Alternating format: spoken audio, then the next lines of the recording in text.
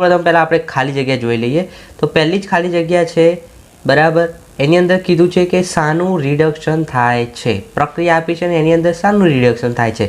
તો ઝીંક રિડક્શન માટે તમારે શું યાદ રાખવાનું છે પહેલાં તો એ તમને કહી દઉં. રિડક્શન અને ઓક્સિડેશન. રિડક્શન એટલે હાઇડ્રોજન ઉમેરાય, ઓક્સિડેશન એટલે ઓક્સિજન ઉમેરાય. આટલું યાદ રાખવાનું. હાઇડ્રોજન ઉમેરાય, ઓક્સિડેશન એટલે ઓક્સિજન ઉમેરાય. બીજું વિરુદ્ધ યાદ રાખવાનું. ઓક્સિજન દૂર થાય. રિડક્શન એટલે ઓક્સિજન દૂર થાય, ઓક્સિડેશન એટલે હાઇડ્રોજન દૂર થાય. ઉમેરાય શું? તો હાઇડ્રોજન ઉમેરાય, ઓક્સિજન ઉમેરાય. દૂર શું થાય? તો ઓક્સિજન અહીં દૂર થાય ને અહીં હાઇડ્રોજન દૂર થાય. આટલું યાદ રાખશું તો આ પ્રશ્ન રિડક્શન ઓક્સિડેશનનો આખા પેપરમાં આ 2 માર્ક્સનો પ્રશ્ન તો હશે ને હશે. 100% લખી રાખજો. રિડક્શન ઓક્સિડેશનનો પ્રશ્ન હશે જ તમારા બોર્ડની પરીક્ષાના પેપરમાં, દર વર્ષે આવે જ છે બરાબર. એટલે આ યાદ રાખજો. રિડક્શનમાં હાઇડ્રોજન ઉમેરાય, ઓક્સિજન દૂર થાય. ઓક્સિડેશનમાં ઓક્સિજન ઉમેરાય, હાઇડ્રોજન દૂર થાય. તો આપણને તરત જ ખબર પડી જાય કે આપણને જે પહેલો પ્રશ્ન આપ્યો છે ઝીંક ઓક્સાઇડવાળો, એ તમે સ્ક્રીન ઉપર જોઈ શકો છો કે ઝીંક ઓક્સાઇડ પ્લસ કાર્બન, ઝીંક અને કાર્બન મોનોક્સાઇડ. તો અહીં શાનું રિડક્શન થાય છે? તો રિડક્શન થાય એનો મતલબ શું થાય? ઓક્સિજન જે છે એ દૂર થતો હોય. તો તમે જુઓ ઝીંક ઓક્સાઇડમાંથી ઝીંક બને છે બરાબર. તો અહીં ઓક્સિજન દૂર થયો ઝીંકમાં, ઓક્સિજન દૂર થાય એટલે રિડક્શન. રિડક્શન કોનું થાય છે? ઝીંક કે કાર્બન? તો કોનું થાય છે? ઝીંકનું. હવે કાર્બનનું તો શું થાય છે? ઓક્સિજન ઉમેરાય છે એટલે ઓક્સિડેશન થાય છે. પણ રિડક્શન કોનું થાય છે? તો ઝીંકનું. પહેલામાં શું જવાબ આવે? ઝીંક. આવડી ગઈ. ચલો બીજો પ્રશ્ન. કીટોન સંયોજનમાં હાજર ક્રિયાશીલ સમૂહનું સૂત્ર જણાવો. તો કીટોનમાં શું હોય?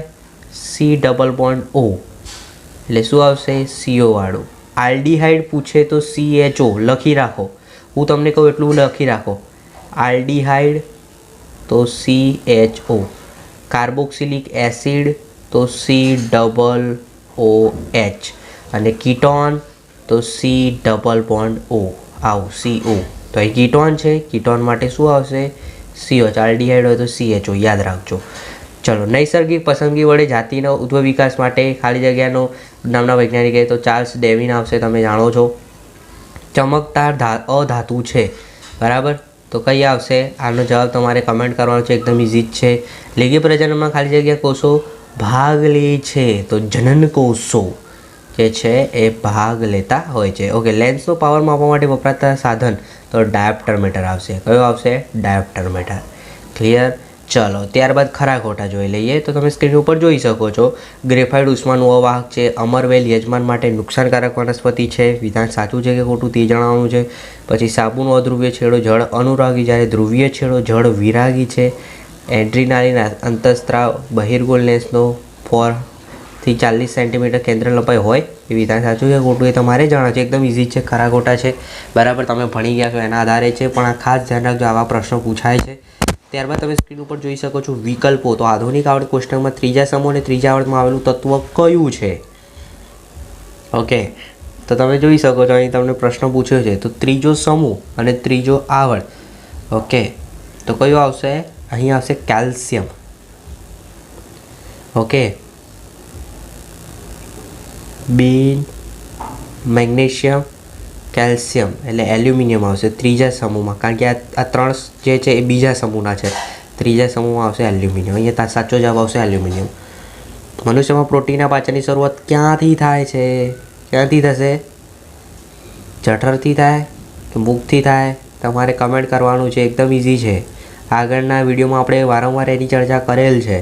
એટલે આપણે તમારે અપેક્ષા રાખીએ કે તમે આન્સર કમેન્ટ કરશો 100%. પછી પુષ્પનો કયો ભાગ પરિપક્વ બને આ પણ આપણે પેઢી દર પેઢી જનનિક માહિતીની અભિવ્યક્તિનું વહન કયા ઘટક દ્વારા DNA આવશે. અહીં કાચના પ્રિઝમ કયા રંગના પ્રકાશનો વેગ લઘુત્તમ કીધું છે? જાનીવાલી પીનારા. લઘુત્તમ હોય તો શું આવે, મહત્તમ હોય તો શું આવે? મેં આગળ ચર્ચા કરેલી છે, ખાસ જોઈ લેજો. એ પ્રશ્ન 100% પૂછાશે. થર્મલ પાવર પ્લાન્ટમાં કયું બળતણ ઉપયોગમાં લેવામાં આવે છે? તો અશ્મિ બળતણ. ઓકે. ચાલો. 1 ગ્રામ સોનાને કેટલા કિલોમીટર લંબાઈના તારમાં ફેરવી શકાય? મેગ્નેશિયમની સંયોજકતા જણાવો. તો કેટલી થશે? +2.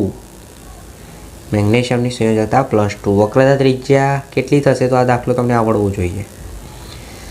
ઓમનો નિયમ એ પણ આવડે આપણને. નિવસન તંત્ર એ પણ ઇઝી છે. બીડી બનાવવા માટે કઈ વનસ્પતિ પાનનો ઉપયોગ થાય છે? તો ટીમરૂના પાન, તમે જાણો છો. ઓકે, લંબમજ્જા. લંબમજ્જાનું કામ શું છે? કરોડરજ્જુનું કામ શું છે? કરોડરજ્જુ જે છે એ શરીરનું સમતોલન કરે.